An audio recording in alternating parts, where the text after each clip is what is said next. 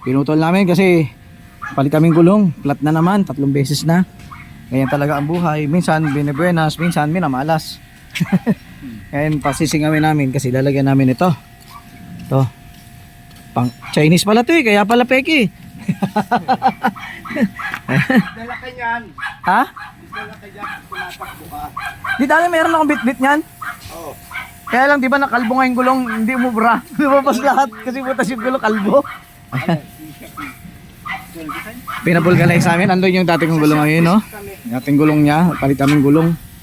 Ayan, sa susunod, ito naman, itong shock natin, bubutas tayo dyan kasi may dalawang shock akong bago ron. Putol na kasi.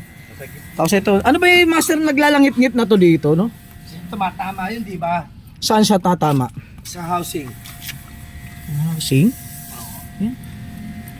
Hindi naman naman. Dito ata eh.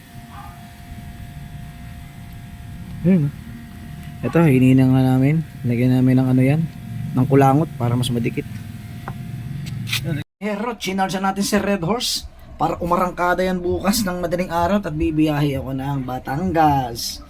Ayan. Nagtampo na to sa akin eh. Tulad niya, no? Oh, napilipit. Ayan, ganyan. Pilipit. Antayin natin. Ay, ano? Tuli na, tuli. Tole, tole, at tole. Ayan ang Red Horse ko.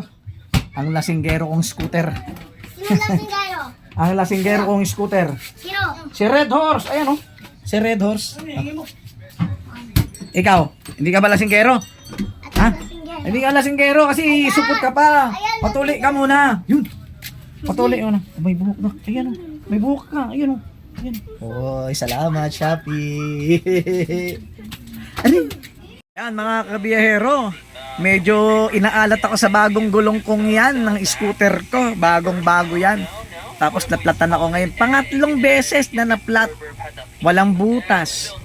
Bago ang gulong. Bago ang pito pinalitan. Nung pangalawang pabulkanize ko.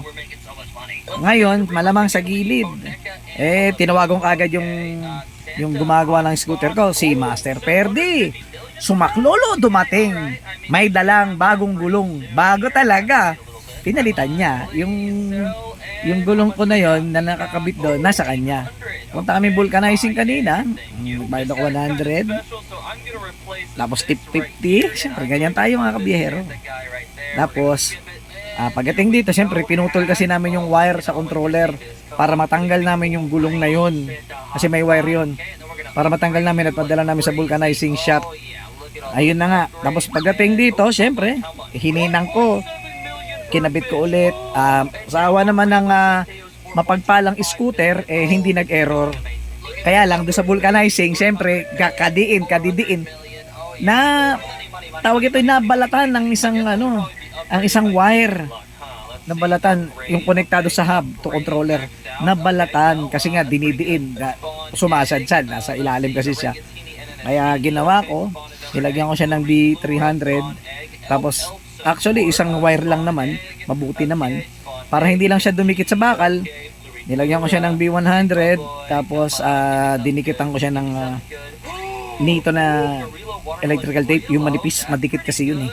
Yun. Kaya ngayon, sana bukas, pagpasok ko, okay na yan. Medyo maalat talaga ako dun sa gulong na yun. Yung pinagpalitan niya nun, yung pinagpalitan niya na nakalbo na lang yan. Hindi ako naplatan dun. Nakalbo na lang talaga siya. Sana itong pinagpalitan ngayon ng malas kong gulong umabot din sa pagkakalbo niya. Diba? Para safe travel tayo. Mga ka-scooter. O yan lang ang kwento ko sa inyo. Ngayon, naka-charge ngayon si Red Horse, yung aking electric kick scooter. Naka-charge kasi bukas may pasok tayo ng 5:30 AM. Bibiyahe tayo ng Batangas. Bukas out of town tayo.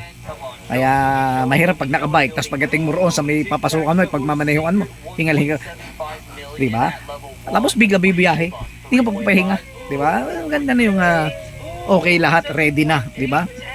Mabuti lang, kanina lang ako naplatan. Papunta ako sa baba, sa jackliner, kakain ako ng paborito kong pares, yung soup number 5. Naplat, di na ako tumuloy, lakad ako pabalik. Nagbike na lang ako papunta ron. Ayun. Kaya safe dapat habang may maaga-aga pa, pag may mga konting sira, gawin na para hindi na lumaki at lumaki rin ang gastos. Diba? Kaya, sige na, mga ka-scooter at mga kabiyahero. Hanggang dito lang aking video. Salamat sa panonood!